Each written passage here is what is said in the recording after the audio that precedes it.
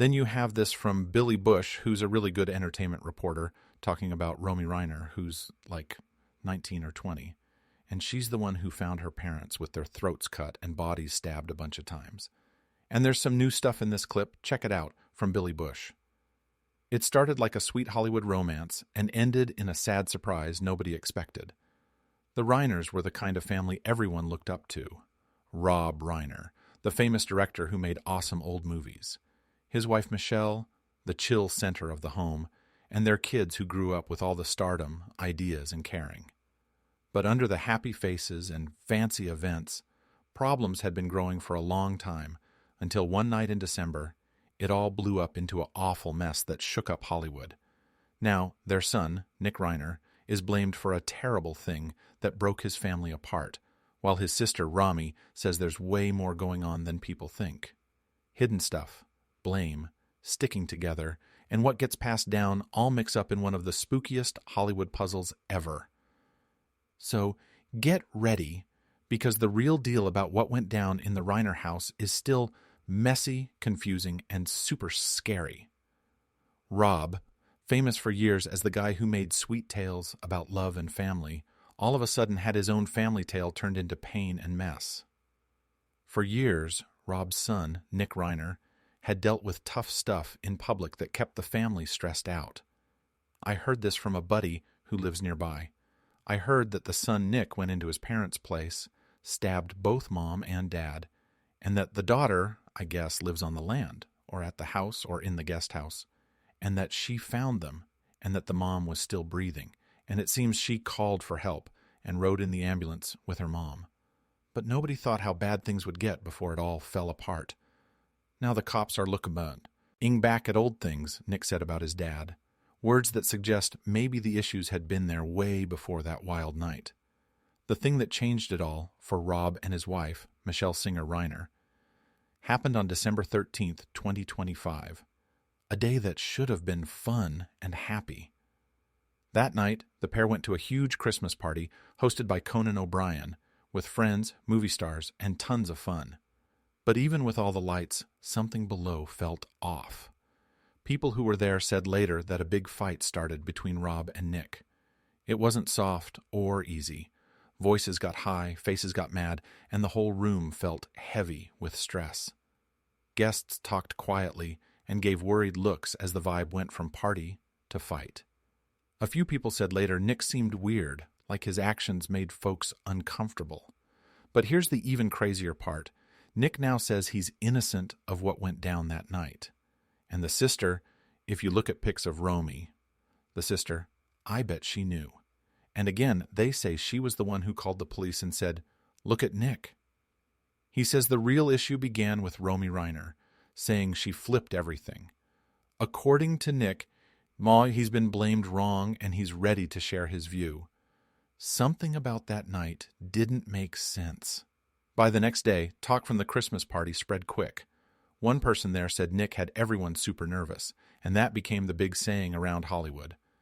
The cops began putting together what might have really happened in those stressful hours before things got bad. Rob Reiner didn't back off. He dealt with it straight, trying to chill Nick out instead of ignoring it. Michelle stuck by him, strong and true through every hard bit. The two acted like a pair, doing all they could to stop the night from turning into a mess.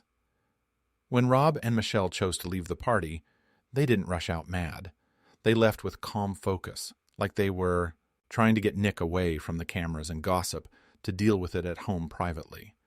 To those watching, it seemed like two caring parents doing anything to shield their family from embarrassment. Michelle passed away in the ambulance, but had time to tell her daughter that it was Nick, their son, who stabbed them. And that's why they figured it out so fast and he's locked up. They weren't mad. They looked sad, trying hard to hold it together. But under that calm, Nick's face showed something else. He was heard saying, "I'm not the one making this happen. It's Romy mixing it all up." That shocked some guests, and it became one of the biggest talks from the night. Later that evening, Rob took a call from his buddy Eric Idle, and the chat was totally different. The two laughed, joked, and talked about their fun plans, especially the waited-for Spinal Tap 2 movie. According to Eric, the talk was all about ideas and hype for what's next, not family fights. Rob sounded happy, sure, and totally on track, but what few knew was that earlier that week, Rob had shared with a close pal in a shaky voice, saying, "Sometimes I don't know how to reach Nick anymore. That quiet share now feels creepy." Meanwhile, Rami told someone she knows, "Nick's blaming me for stuff I didn't do." The stress between the brother and sister had been building way before that night, and now every word they said added more puzzle to what really went down once the Reiners got home.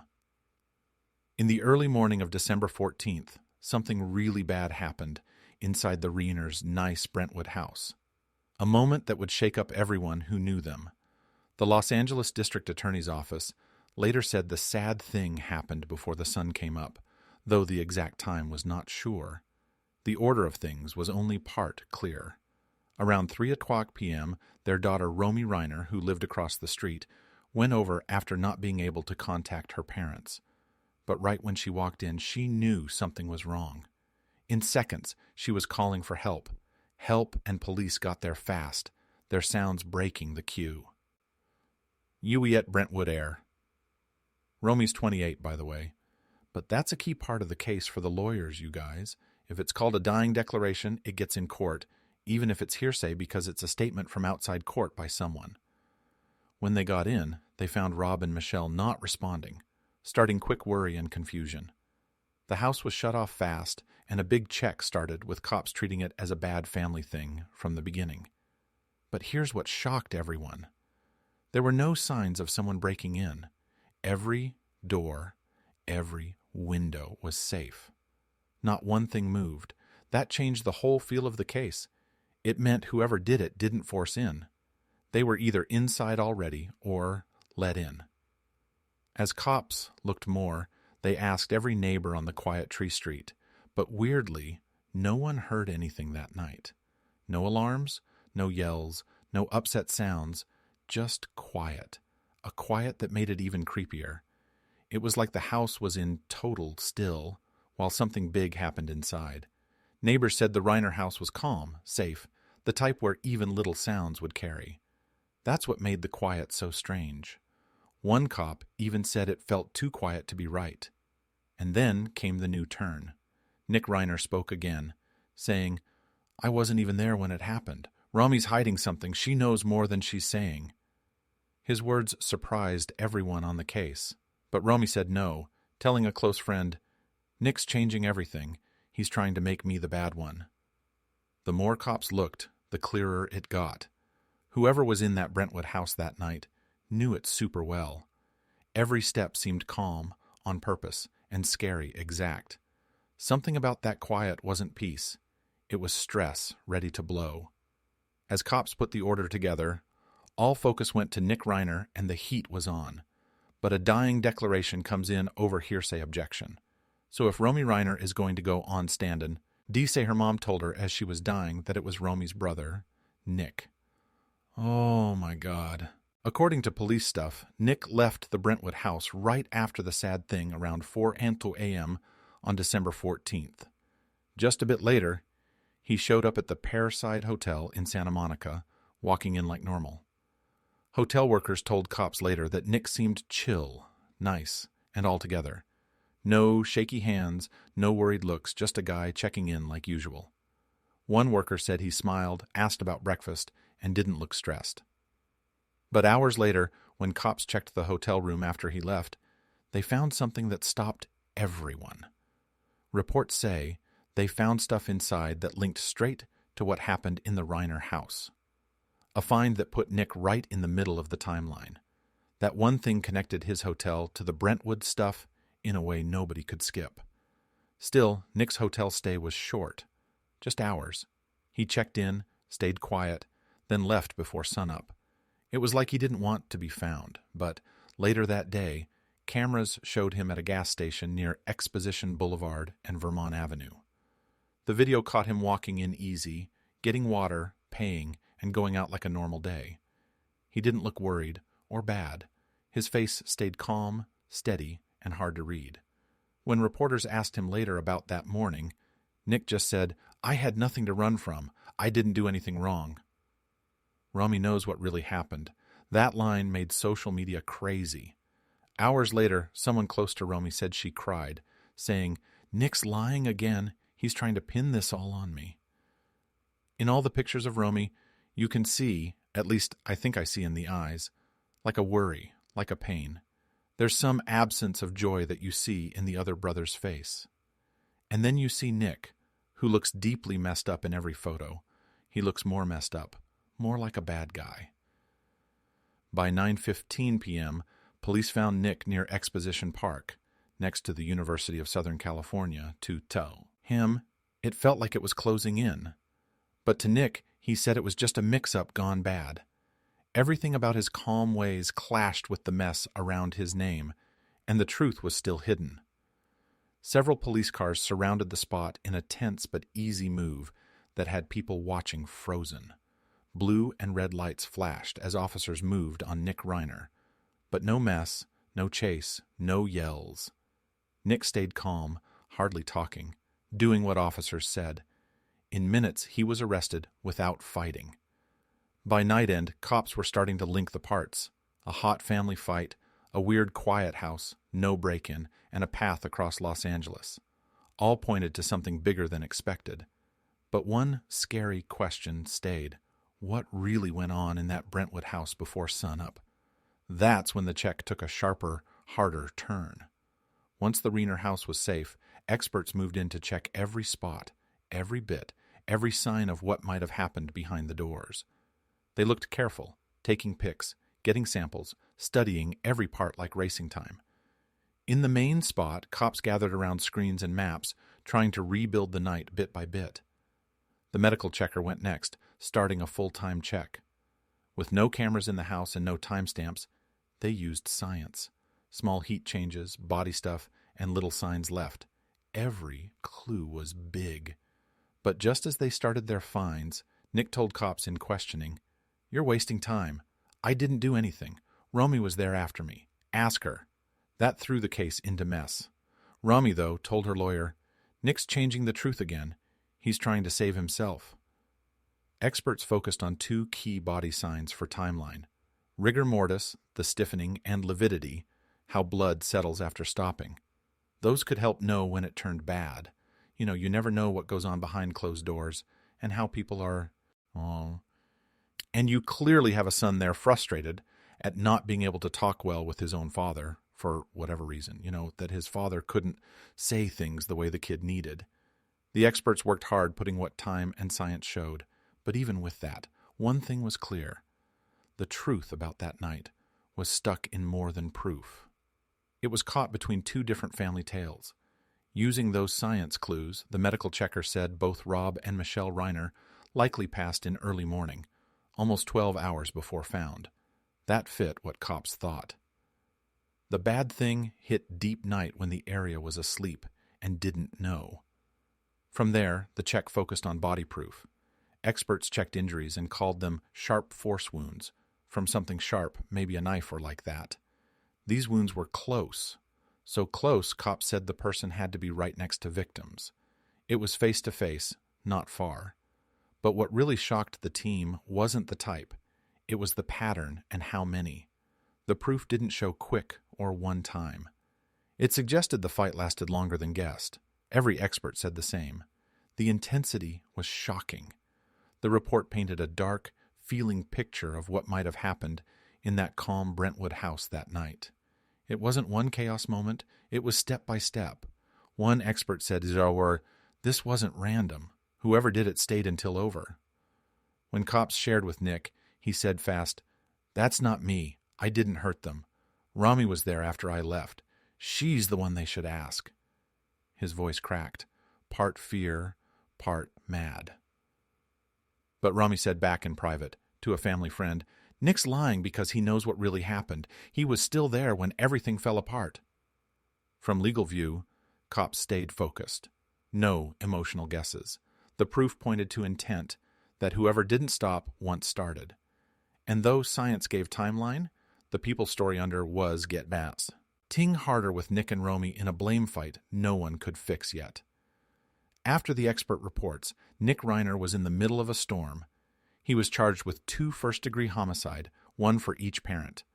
In California, that's the worst. These charges for when lawyers think it was on purpose and maybe planned.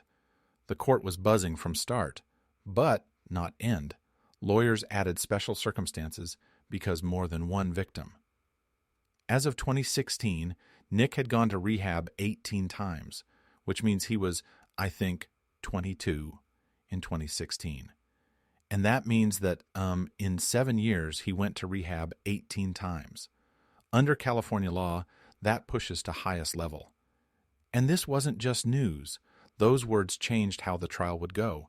With special, penalties became worst possible. If guilty, Nick could get life in jail, no parole. The Los Angeles District Attorney's Office said clear. They thought proof was strong. Their statement shook the city. They said forensic met every rule for extreme charges. Overnight, the Reiner case went from sad family to one of biggest legal fights in Los Angeles years. Yet, even as charges came, Nick didn't stop. With his lawyer, he said, "I'm innocent. I didn't do this. Rami set me up. She's been twisting since day one." His voice went through the court, and reporters replayed it. Meanwhile, Rami said back through lawyers, "Nick's making stories to save himself. He knows what really happened in that house."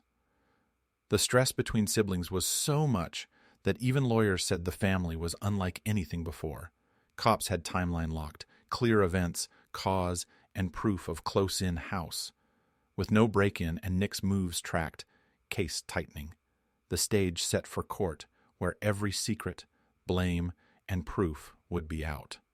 When Nick Reiner stood before judge first time, the court froze. The quiet, stress, even the plain gray he wore. It hit hard. This wasn't routine. It was the big turn in a case that left Hollywood quiet. On morning of December 17th, 2025, Nick was brought to Los Angeles court with tight guards for first show. Until then, case was in police papers, closed reports, and short updates. But that day, it went public. This where whispers stop and legal fight starts. Every move, word now in record. I'm not blaming their fame and wealth. As I just pointed out, I had a sister who was an addict and we had no money. So it's not about that. Like, some people do come into the world with a different body chemistry. I really do believe that can lead them down a dark path. The scene was locked like a big movie. No cameras, no stream, no press video. Court banned all, keeping tense and controlled. Only small reporters, lawyers, court people inside, eyes on doors, waiting for Nick. Rules strict, air thick. Then doors open and Nick Reiner came, with 2 guards to defense table.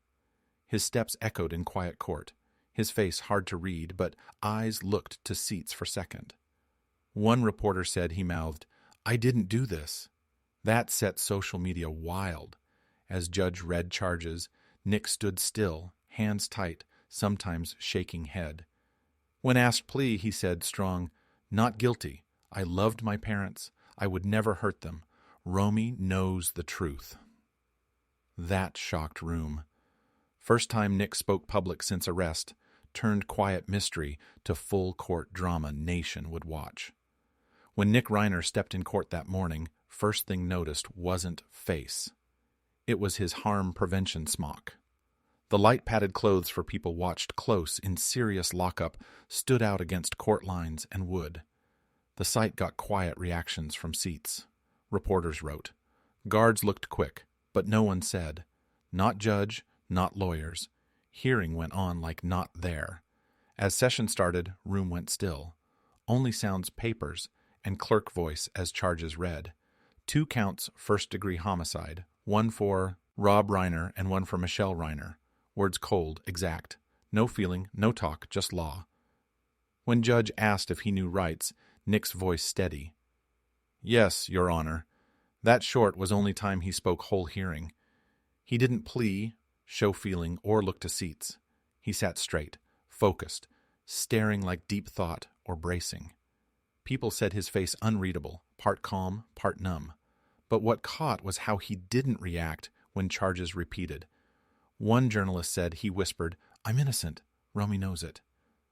Quiet, only close heard, but rumor spread. After charges, focus to dates. Nick's lawyer asked time before plea, need review new proof and statements. Judge agreed fast, set arraignment to January 7th, 26. Prosecution, no object. All new weight, no yell, no drama, just heavy quiet in court. They did tough love. That's what he's saying here. That the parents said, "We are not going to fund your life, your apartments, your landlord, your bills until you get help." But under calm, tension buzzed because all knew not over. Next hearing would blow with news, and Nick's whisper about Romy added new layer to puzzle. By end of tense morning, one thing clear. Case just started. But quiet in court screamed louder than headline. The air heavy, like all new opening of long legal war. Then, after quiet minutes, crowd saw who with Nick Reiner. His lawyer, not unknown. It was Alan Jackson, one strongest in California.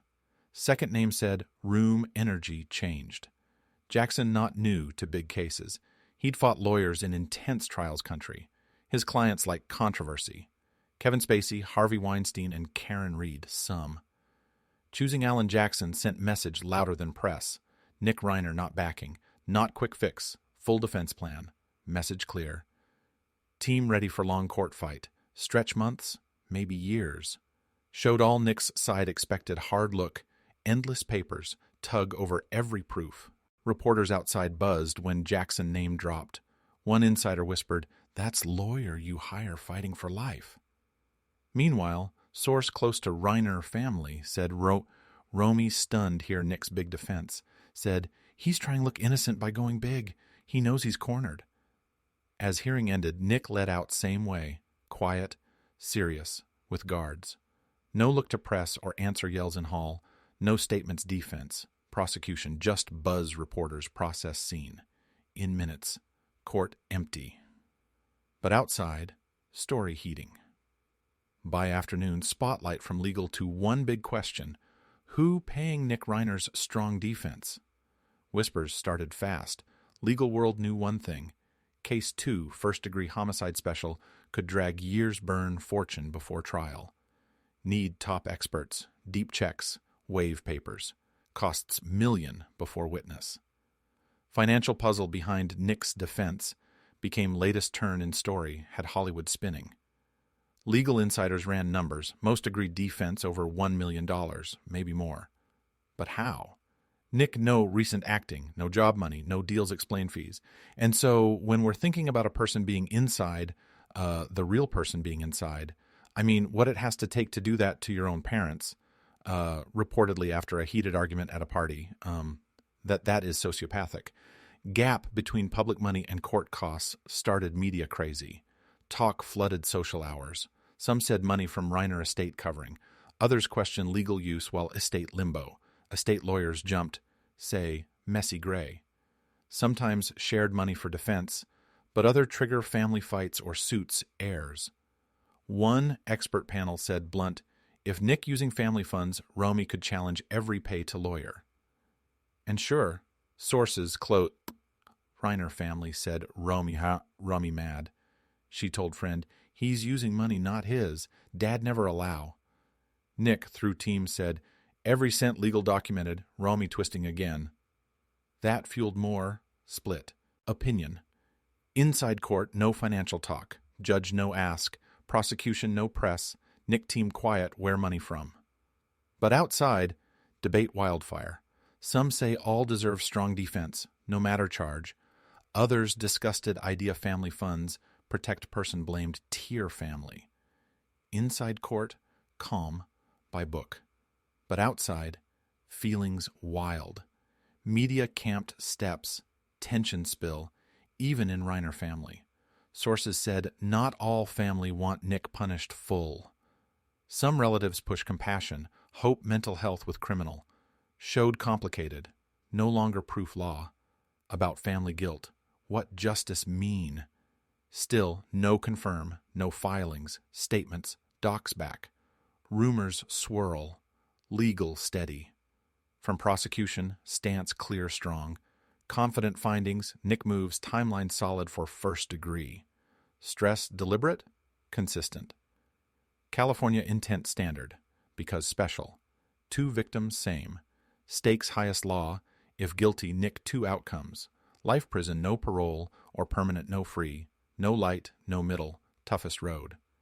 Meanwhile, outside walls, storm louder. New tips in. Cops track leads, both sides prepare big showdown. Reporters say private investigators hired both. Whispers sealed proof spread press. Adding chaos, Romy told Close, I want truth out, whatever takes. But Nick team back insist unfair target. In statement lawyer, Nick said, I'm not guilty. I need help, not hate. Romy lying protect herself. Behind doors, fight not guilt, innocence. About control, family loyal, who world believe, once case next phase. Inside courthouse, calm surface, but under quiet, pressure fast. All feel, tension thick cut, soon obvious. Nick Reiner not stay quiet long. Your dad's Rob Reiner, sort of like, isn't it amazing? You got to learn that your dad is Rob Reiner. He did not seem to find it nearly as amusing as the interviewer kind of set him up to express. It looked like he looks like he was struggling. With a lot of resentment. By Sharon. And again, it's armchair quarterbacking, but I feel like it's just jumping off of the screen in those interviews. Sadly, within days, attention turned toward a statement he'd made before, but this time it carried a whole new weight. His words would shake the entire story, rewriting how the world saw the case and launching what many began calling Nick's shocking revelation. In his statement, Nick opened up about his early years with raw honesty, explaining that he never truly felt close to his father, Rob Reiner. He admitted that growing up there was always a distance between them, a gap that made him feel like he didn't quite belong. I loved my dad, Nick reportedly said, but I always felt like I was on the outside of his world. That confession sent shockwaves through everyone following the case. Rob Reiner had always been known publicly as a devoted, hands-on father, successful, admired, and deeply involved in family life. He built connections with his other kids through everyday things, sports, family dinners, and shared creative passions that turned into lifelong memories. But for Nick, those moments never seemed to fit the same way. He often felt like an observer instead of a participant, standing in the same room, but feeling emotionally miles away. Those close to the family later said that Rob tried his best. He wasn't distant on purpose. His demanding career and long hours may have unintentionally created gaps that Nick struggled to bridge. From the outside, the Reiners seemed like the perfect Hollywood family. Supportive, stable, close. But inside, Nick said he felt like something was missing. I was surrounded by love, he once shared, but I couldn't feel it. It's like it stopped before it reached me. That quiet loneliness, Nick explained, didn't appear overnight. It grew slowly year after year until it became part of his identity. Friends described him as introspective, sometimes withdrawn, always searching for approval that never fully came. To many observers, this emotional backdrop added a new layer to the story, one that blurred the line between family tragedy and psychological struggle. And just when people thought they understood the case, Nick's openness about his past changed everything again. It painted him not just as a suspect, but as someone shaped by years of unspoken pain, and it left everyone wondering how deep that divide inside the Reiner family really went. As Nick's feelings of isolation grew heavier, he started to drift further away from the family circle. Home no longer felt like comfort. It felt like pressure.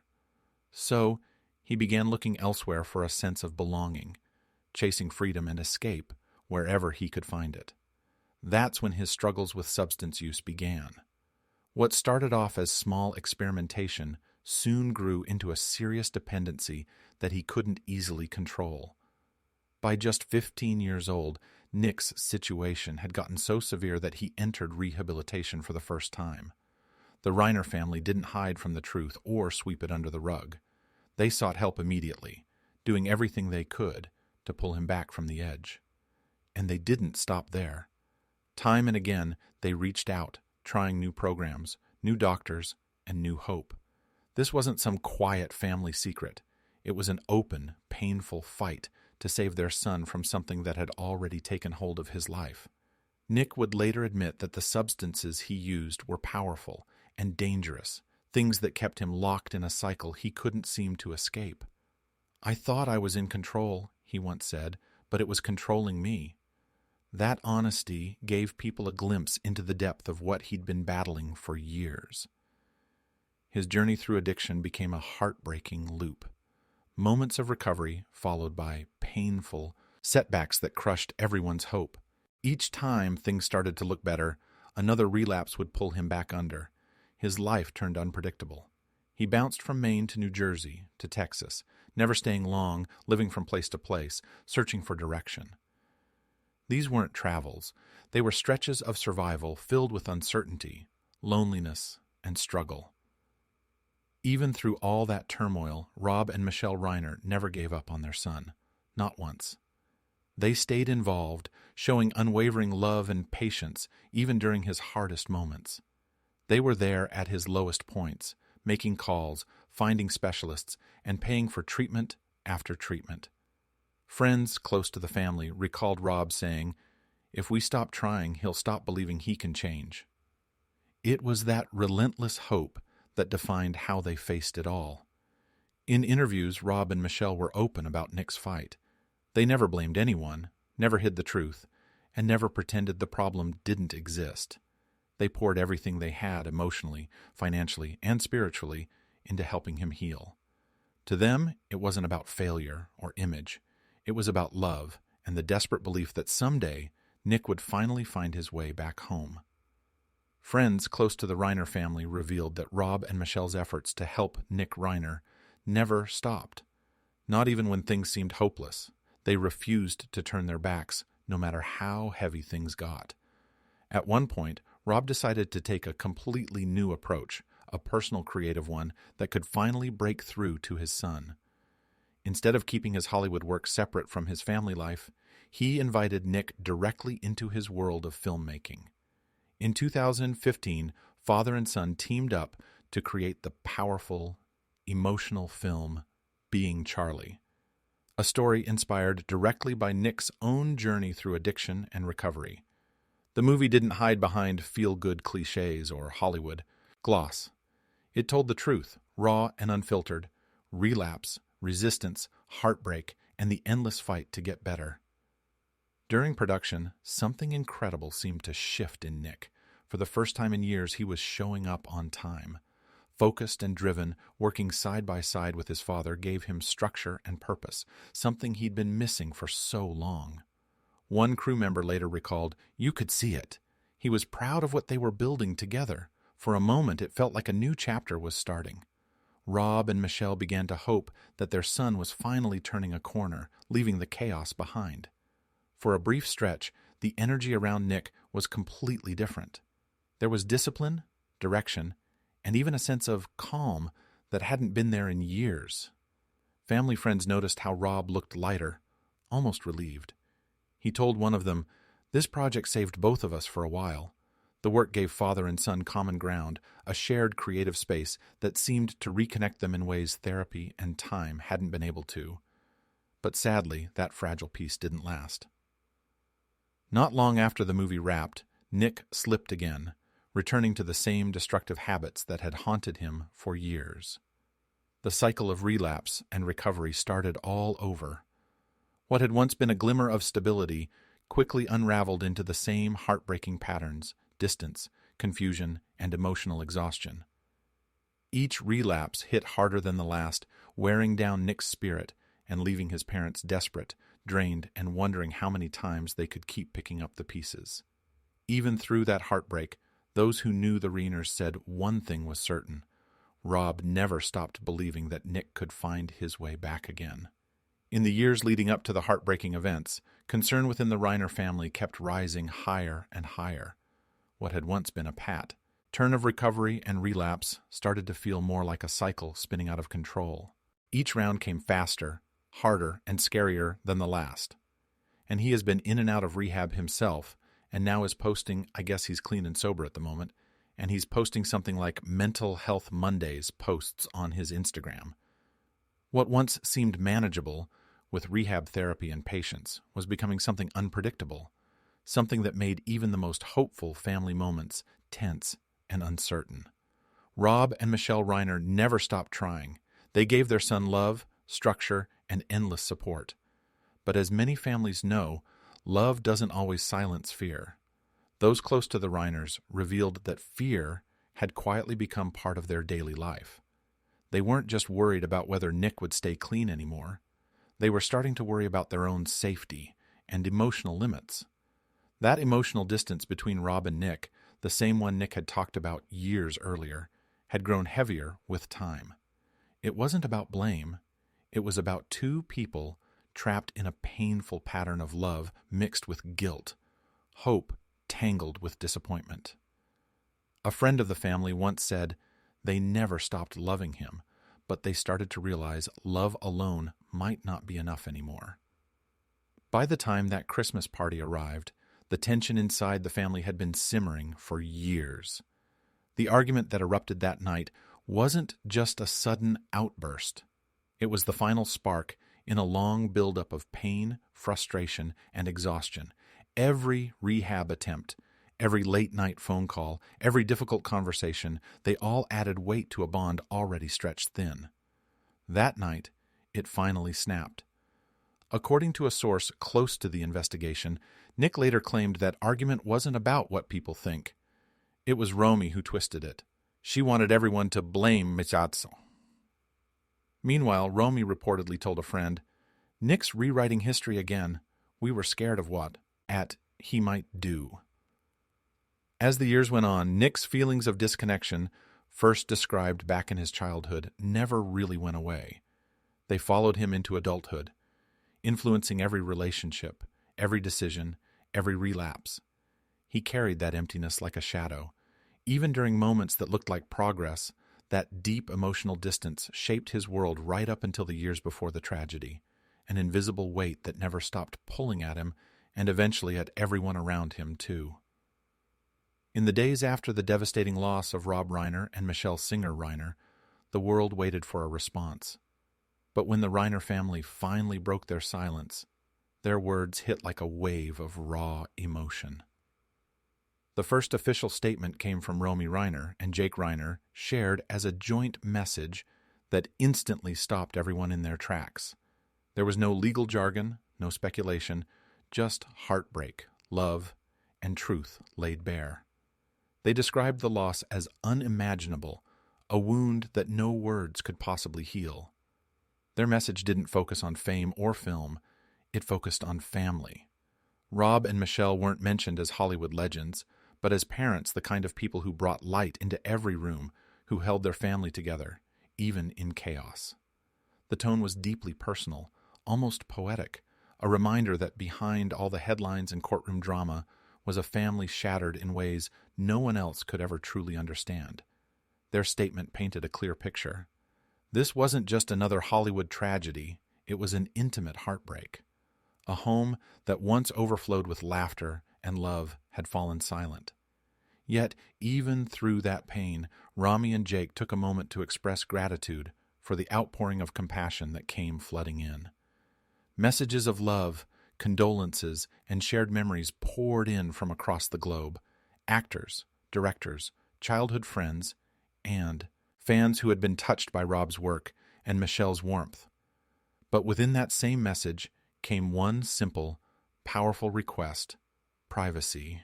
The Reiners asked for space, to grieve, to breathe, to begin piecing their lives back together, far from the chaos of cameras and speculation.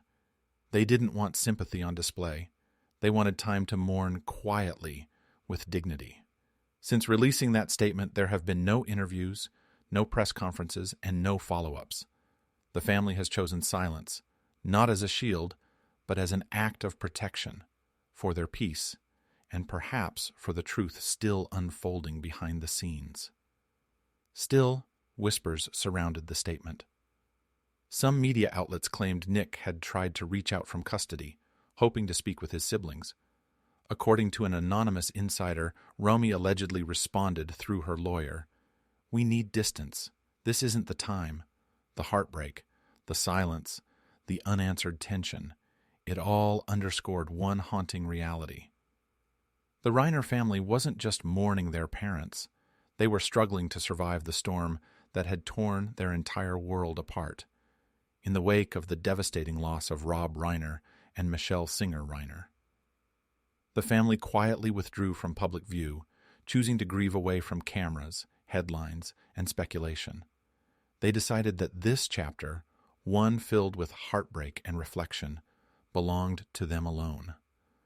Away from flashing lights and the noise of Hollywood, they held a private memorial to honor Rob and Michelle's lives. A small, deeply personal gathering, open only to those who had truly known and loved them. The service took place in a peaceful, candle-lit setting surrounded by flowers and quiet music.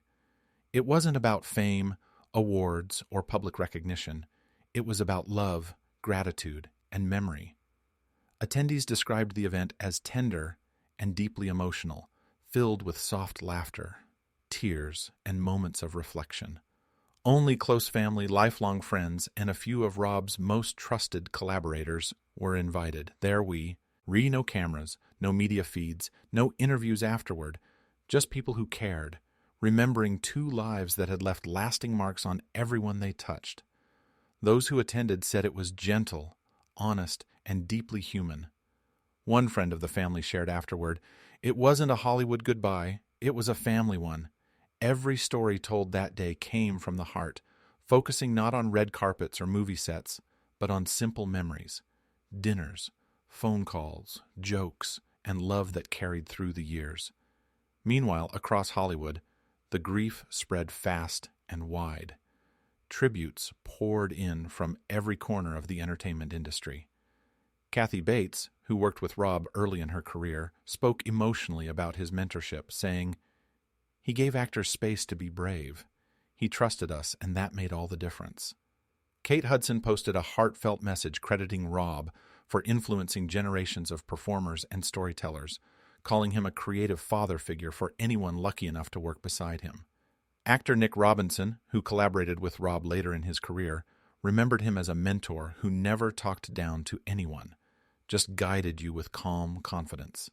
Each tribute carried its own warmth, but they all echoed the same message. Rob Reiner wasn't just a filmmaker. He was a builder of people. His sets felt safe, his leadership was kind, and his influence went far beyond the screen.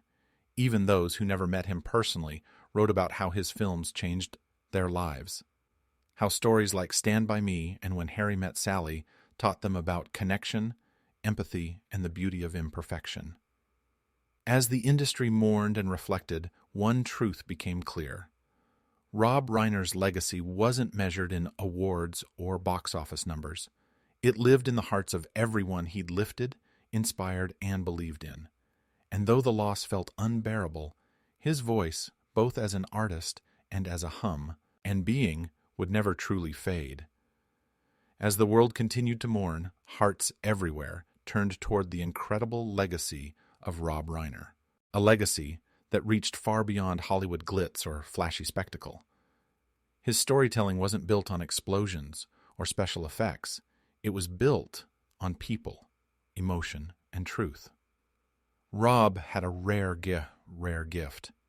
He could take ordinary human moments and turn them into unforgettable pieces of art that stayed with audiences for a lifetime. His films became cultural landmarks, not because they shouted, but because they spoke directly to the soul. The Princess Bride remains a timeless treasure, beloved by generations for its perfect mix of humor, romance, and adventure wrapped in fairy tale wonder. Stand By Me, Salme still stands tall as one of the most honest portrayals of childhood friendship ever captured on film, a story that showed how loss and loyalty can shape who we become. And When Harry Met Sally, that film didn't just define the romantic comedy. It reinvented it with sharp dialogue and real emotion. It showed that love stories didn't need glamour to feel true. They just needed heart. Critics, actors, and directors all agreed. Rob Reiner's genius was in his consistency. He cared about every frame, every line, every performance. His sets weren't chaotic. They were calm, grounded, and focused. One longtime collaborator said, "Rob made every actor feel like a partner, not a pawn." That's why his work feels so alive. His films didn't rely on shock value or cheap tricks. They drew their strength from real people and real feelings. Whether it was laughter, heartbreak, or nostalgia, Rob's movies made audiences feel connected to the story, to the characters, and even to each other. That's what made his body of work not just successful, but timeless. And while Rob's name often took center stage, those who knew him best made sure to remember Michelle Singer Reiner, too. Though she preferred to stay out of the spotlight, her presence shaped everything. She was the calm behind the creativity, the one who balanced the chaos of fame with grace, compassion, and strength. Michelle devoted her life to family and philanthropy, always supporting causes that aimed to make the world kinder and more inclusive. Friends described Rob and Michelle as inseparable partners, two people who moved through life in sync, facing every challenge side by side. One close friend said, "They didn't just build a family, they built a legacy of love." Together, they weren't just icons, they were anchors. Their story wasn't about celebrity, it was about connection, resilience, and the enduring power of love that continues to echo far beyond the screen. As the tributes continued to pour in from every corner of Hollywood, a haunting contrast began to emerge. The public celebration of Rob Reiner's legendary legacy stood in sharp tension with the private heartbreak tearing his family apart. The same community that once applauded his brilliance now watched, stunned and uneasy, as the legal storm surrounding his family kept unfolding in real time. For the Reiners, grief and legacy had become inseparable. Their love story, their tragedy, and their fame were now all tangled into one unforgettable narrative. Public remembrance existed right alongside private devastation. Hollywood glowed with tributes, award show mentions, and emotional posts, while behind closed doors, the Reiner family continued to battle through unbearable pain. Two realities were happening at once, one drenched in nostalgia, the other in heartbreak. And though they moved in parallel, the lines between them were slowly starting to blur. Each new update in the courtroom seemed to twist the story further. Prosecutors stood firm, the defense dug in deeper, and the mystery refused to settle. Every time it seemed the truth might surface, another detail or rumor pulled it right back into the fog. Some whispered that new evidence was quietly being reviewed, evidence that could completely shift the focus of the case. Others hinted that one of the Reiner siblings had privately shared something with investigators that hadn't yet been revealed. Whatever the truth was, it still felt out of reach. Meanwhile, the tributes and memorials that filled social feeds and studio lots stood as bittersweet reminders. Behind every headline and court document were real people, not just stars, not just icons, but parents, partners, and friends whose lives had shaped entire generations. Their absence still echoes through the film world, their neighborhood, and the hearts of those who loved them. But even now, as months pass and the cameras fade, one question refuses to die down. What really happened inside that Brentwood home? Nick continues to maintain his innocence, insisting that Romy knows more than she's saying, while Romy stands firm that Nick is twisting the truth. The world is still split down the middle, wondering which version of the story will finally come to light. So, now the question turns to you. What do you believe? Was Nick Reiner truly responsible for what unfolded that night? Or is there a missing piece no one's uncovered yet? Share your theories below. We're diving deep into every twist. And if this story left you questioning everything, don't forget to like, share, and subscribe for more untold Hollywood sagas. Turn on notifications so you never miss the next chapter, because this story, it's far from